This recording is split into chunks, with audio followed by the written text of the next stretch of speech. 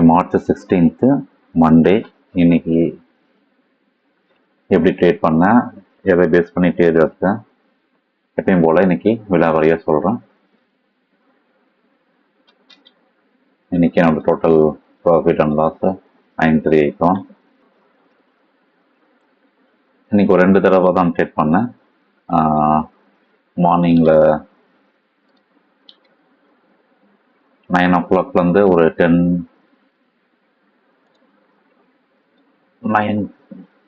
to 11 இந்த 1 hour some ட்ரேட்ஸும், அதுக்கப்புறமா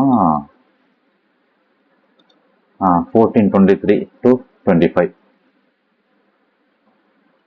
இதில் ஒரு 120 குவான்டிட்டிஸும், அதுக்கப்புறம் ஒரு குவான்டிட்டி மட்டும் வச்சு ஒன்று. அதை பார்த்தீங்கன்னா 14:23 100 குவான்டிட்டிஸு 14:24 வாங்கியிருக்கேன். அதுக்கப்புறம் அதே 100 குவான்டிட்டிஸு 14:25 ஒரே நிமிஷத்தில் செல் பண்ணிட்டேன். ப்ரைஸ் பார்த்தீங்கன்னா 1295க்கு 100 குவான்டிட்டிஸ் வாங்கியிருக்கேன். 1320க்கு அதை விற்றுட்டேன். Within 1 minute. 1 minuteல எனக்கு ஒரு 25 பாயிண்ட்ஸ் ஏறி இருக்கு. கரெக்டாக இந்த டைமிங்கில் நான் ஏன் எடுத்தேன், கரெக்டாக அந்த 14:24க்கு எடுத்துட்டு 14:25 ட்ரெயிலிங் போட்டிருக்கேன். அவ்வளோதான், ட்ரெயிலிங் போட்டு வெளியே வந்துட்டேன். டார்கெட்லாம் ஃபிக்ஸிங் கிடையாது. டார்கெட் ஸ்டாப் லாஸ் ரெண்டுமே ஃபிக்ஸிங் கிடையாது. எப்பவுமே ஜஸ்ட்டு டேட்டாவை பார்ப்பேன், எப்போ ஆப்பர்ச்சுனிட்டி எடுத்து என்ட்ரு ஆவேன், ட்ரெயிலிங் போட்டே வருவேன், எக்ஸிட் ஆயிடுவேன், அவ்வளோதான். ஸோ இதில் எனக்கு ஒரு 2500 கிடச்சிது. அப்புறம் இந்த சிங்கிள் லாட்டில் கொஞ்சம் கிடச்சிது. மொத்தமாக ஒரு 9000 ரூபாய். ஏன் நான் எனக்கு எக்ஸ்பிளைன் பண்ண போகிறது, எதனால் இந்த 14:24 கரெக்டாக 11 மணிக்கு மேலே எடுக்கவே இல்லை. கரெக்டாக 14:24 ஏன் அதுவும் 100 குவான்டிட்டி, அது வரைக்கும் ஒரு லாட்டுக்கு நான் வச்சுருந்தேன். திடீர்னு எப்படி 5 லாட்டு 1.25 லட்சம் இது வாங்குறதுக்கு 1.25 லட்சத்தை நான் எப்படி ஒரே ட்ரேடில் போட்டேன். அதுக்கு ரீசன் என்ன, பிகின் த ரீசன் சொன்னேன், ரூட் காஸ் சொன்னேன். அதை பற்றி இப்போ நான் தெளிவாக சொல்கிறேன். இப்போ 14:24க்கு நம்ம ரெகுலராக சார்ட் பார்த்தீங்கன்னா, கேண்டில் ஸ்டிக்ஸ் பார்த்தீங்கன்னா, இது இன்னையோட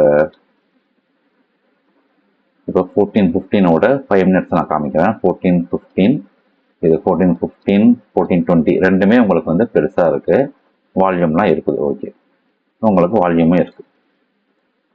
ஆனால் இது எதை மீன் பண்ணுது, வெறுமனே கேண்டில் ஸ்டிக் பெருசாக இருந்தால், திக்காக இருக்குது, வால்யூம் பெருசாக இருக்குது, அப்போ நீங்கள் இதை எத்த சொல்லுவீங்க, இது கேண்டில் பெருசாக இருக்குது, மேலே போகுமா கீழே போகுமா, அந்த கேண்டிலுக்குள்ளே என்ன நடந்திருக்கு, இதுதான் கேண்டில் ஸ்டிக்கோட ட்ராபேக். வெறுமனே கேண்டிலை மட்டும் வச்சு, இந்த கலரை மட்டும் வச்சு இங்கே என்ன நடந்திருக்குன்னு சொல்ல முடியாது. ப்ரைஸ் ஆக்ஷனில் நான் கண்டே பிடிக்க முடியாது. இது அது கண்டுபிடிக்கிறதுக்கு நம்ம ஒரே வழி தான் order flow, footprint charts. Footprint சார்ட்டை தவிர வேறு எந்த சார்ட்டும் உங்களுக்கு கேண்டிலுக்குள்ளே என்ன நடக்குன்னு சொல்ல முடியாது. யார் என்ன சொன்னாலும் நம்பாதீங்க. ஃபுட்பிரிண்ட் சார்ட் மட்டும்தான் உங்களுக்கு இந்த கேண்டில் உள்ள என்ன நடந்திருக்கு அப்படின்றத சொல்கிற ஒரே ஒரு சார்ட். அந்த ஃபுட்பிரிண்ட் சார்ட்டை ஓப்பன் பண்ணுறேன், காமிக்கிறேன் பாருங்க.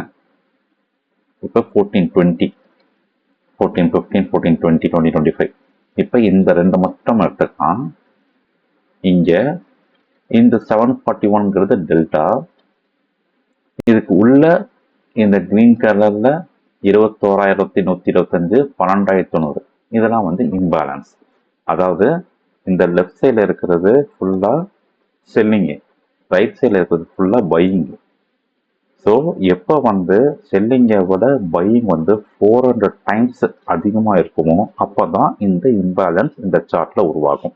நான் செட்டிங் போட்டு வச்சுருக்கேன். இம்பேலன்ஸ் 400% ரெண்டு பக்கமும். சப்போஸ் இந்த பையிங் சைடை விட செல்லிங் சைடு 400 times அதிகமாக இருந்தால் இந்த டேட்டா, இதெல்லாம் லாட்டு, இந்த 97ங்கிறது 97 லாட்ஸு.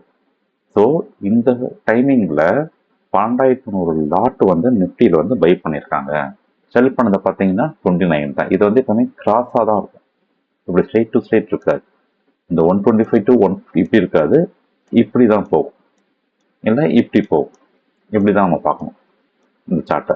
ஸோ 12,900 லாட்டு பை பண்ணியிருக்காங்க. ஆப்போசிட் சைடில் வெறுமனே 29 லாட்டு தான் செல் பண்ணியிருக்காங்க. ஸோ இந்த ஹியூஜ் டிஃப்ரென்ஸ் இதுதான் நம்மளுக்கு இம்பேலன்ஸாக இந்த க்ரீன் ஷேடிங்கில் காமிக்குது. கண்டிஷன் டெல்டா 1000க்கு மேலே இருக்கணும், அட்லீஸ்ட் 500க்கு மேலே இருந்தால் எலிஜிபிள். இங்கே 500க்கு மேலே தாண்டிட்டு 741. அதுக்கப்புறம் உள்ள சர்க்கிளில் எனி இம்பேலன்ஸ் இருக்கணும். இந்த இம்பேலன்ஸ் 2 வாட்டி இருக்கணும். ஒரே ஒரு இம்பேலன்ஸ் குவாலிட்டி கிடையாது. இப்போ நம்மளுக்கு 2 இம்பேலன்ஸ் வந்துடுச்சு. மறுபடியும் காமிக்கிறேன். டெல்டா வந்து 500 தாண்டிடுச்சு. 2 இம்பேலன்ஸ் சொன்னோம். 2 இம்பேலன்ஸ் வந்துடுச்சு. ரெண்டுமே வந்து 1000க்கு மேலே இருக்கணும். நமக்கு யூஸாக 21,000 12,000 வந்துச்சு. நிஃப்டிக்கு வந்து 1000. ஆனால் இந்த வாட்டி நம்ம 12,000 கிடச்சி 20,000 கிடச்சிச்சு. ஆட்டோமேட்டிக்காக இந்த கேண்டில் தாண்டின உடனே எப்போ இந்த கேண்டில் வந்து தாண்டி அடுத்தது மேலே போதோ அப்போ நம்ம பை போகலாம். பை போன உடனே அப்படியே வச்சிடக்கூடாது. ட்ரெயிலிங் போட்டு வெளியே வரணும். இப்போ இது ஒரு கன்ஃபர்மேஷன்.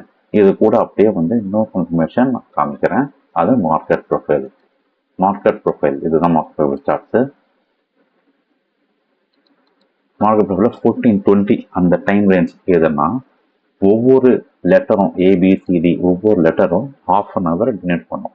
ஸோ ஏங்கிறது 9:15 9:45 வரைக்கும். அப்போ 2:20க்கு என்ன லெட்டர் வரும்? இங்கே பார்த்தீங்கன்னா ஏக்கு வந்து 9:15 9:45 அது ஒவ்வொரு லெட்டருக்கும் வருது. கரெக்டாக 2:20 to 2:45 வந்து கே பீரியடில் வருது. தெரியுது? ஸோ ஒவ்வொரு லெட்டரும் ஒவ்வொரு ½ hour டினோட் பண்ணுது. 9:15 ஆரம்பிக்குது. ஒவ்வொரு ½ hour ஏபிசின்னு வரும். ஸோ நம்ம நான் எடுத்தது 2:20க்கு மேலே. அப்போ 2:20க்கு மேலே எது வந்திருக்கு? கே வந்திருக்கு. ஸோ கே பீரியடை நம்ம மார்க்கெட் ப்ரொஃபைலில் பார்த்தோம்னா இதுதான் இன்னையோட மார்க்கெட் ப்ரொஃபைல். இந்த கேவை மட்டும் காமிக்கிறேன் பாருங்க. இந்த டிஇஎஃப்ஜிஹெச்ஐஜே எல்லாமே வந்து அப்படியே நேரோவாக இருக்கா? எந்த மூவ்மெண்ட்டும் இல்லை, மேலேயும் கீழே இங்கே போல. கே மட்டும் பார்த்தீங்கன்னா இந்த ஜே HGE எல்லாத்தையும் பிரேக் பண்ணிட்டு மேலே உடச்சிக்கிட்டு மேலே போகுது. ஸோ மார்க்கெட் ப்ரொஃபைலில் ஃபர்ஸ்ட் கன்ஃபர்மேஷன் எப்போ வந்து ஒரு லெட்டர் இன்னொரு லெட்டரை பிரேக் பண்ணிட்டு ஃபர்தராக எந்த டைரக்ஷனில் போதோ அந்த டைரக்ஷனில் ட்ரெண்ட் இருக்குன்னு அர்த்தம். மார்க்கெட் ப்ரொஃபைல் ட்ரெண்டை கண்டுபிடிக்கிறது மட்டும்தான். மார்க்கெட் ப்ரொஃபைல் பேஸ் பண்ணி ட்ரேடிங் எடுக்கக்கூடாது.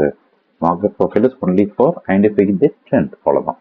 ஸோ நம்ம என்ன சொல்றது? கே வந்து மற்ற லெட்டர்ஸை தாண்டி மேலே போகுது. அது என்ன டைரக்ஷனில் போகுது? அப்வர்டில் போகுது. அப்போ புல்லிஷ் ட்ரெண்டு மாறிடுது. இப்போ உடனே இதை பார்த்த உடனே நம்ம என்ன பண்ணுறோம்? அப்படியே வந்து டேட்டாவை பார்க்குறோம். டேட்டா வந்து கரெக்டாக அந்த டைமிங்கில் டெல்டா என்ன இருக்குது? மீதி எல்லாம் டெல்டா பாருங்கள், 107 98 67 இப்படி இருக்குது டெல்டா. தெரியுதா உங்களுக்கு? ஆனால் இதோ 98 67 7 217. ஸோ 500 கீழே டெல்டா இருந்தால் அதை மதிக்கவே கூடாது. இங்கே 741 வந்திருக்கு. 741 வந்து அதை மட்டும் பார்க்கக்கூடாது. உள்ளே வந்து நம்மளுக்கு இம்பேலன்ஸ் வந்திருக்கு. இம்பேலன்ஸ் வந்து 2 இம்பேலன்ஸ் வரணும். அந்த ரெண்டுமே 1000க்கு மேலே இருக்கணும். வந்துடுச்சு, மேலே போயிடுச்சு, ட்ரிகர் பண்ணிட்டோம். இதுக்கப்புறம் இன்னொரு டேட்டா கன்ஃபர்மேஷன். அது என்னது? OE data. ஓஇயில் பார்த்தீங்கன்னா இதுதான் 1420.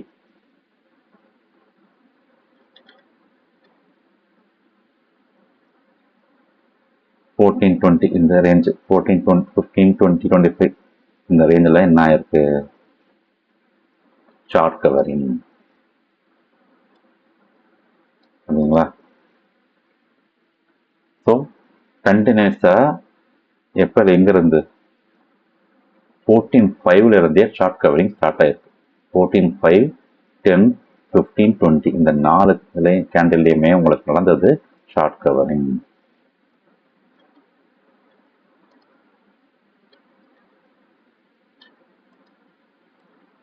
இதுதான் இம்பார்ட்டன்ட். ஸோ இந்த கேண்டில் நம்ம பார்த்தோம்ல, அந்த கேண்டில், இந்த கேண்டிலோட வெறுமனே இந்த கேண்டிலாக பார்க்காம இதுக்குள்ள என்ன நடந்திருக்குன்னு பார்க்கறதுக்கு ஓஏ என்ன சொல்லுது? ஓஏ வந்து ஷார்ட் கவரிங்னு சொல்லுது. உள்ள வந்து வேல்யூ என்னவா இருக்குன்னு எதை பார்த்து தெரிஞ்சுக்கணும்? இந்த டேட்டாவை பார்த்து தெரிஞ்சுக்கணும். எந்த பக்கம் இருக்கு?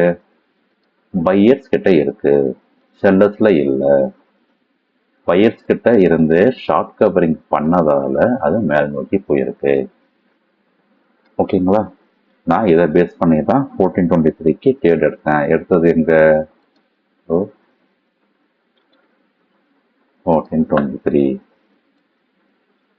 100 குவான்டிட்டிஸு. அப்படியே 1425க்கு 100 குவான்டிட்டி செல் பண்ணுறேன். 25 சிம்பிளாக ஒரு 3000 ரூபாய் 1.25 லட்சம் இன்வெஸ்ட் பண்ணி 3000 ரூபாய் லாபம் வந்தது. ஒரே நிமிஷத்துல. இதுக்கு என்ன தெரியணும்? டேட்டா டீகோடிங் தெரிஞ்சா போதும். இது ஒன்றும் பெரிய கம்ப சூத்திரம் கிடையாது, கஷ்டமான ராக்கெட் சயின்ஸ் கிடையாது. நீங்களும் டேட்டா டீகோடிங் கற்றுக்கிட்டு அதுக்கப்புறமா ட்ரேடிங் பண்ணுங்க. நம்ம எல்லாருமே ஜெயிக்கலாம். We all win. வாழ்க பணமுடன்.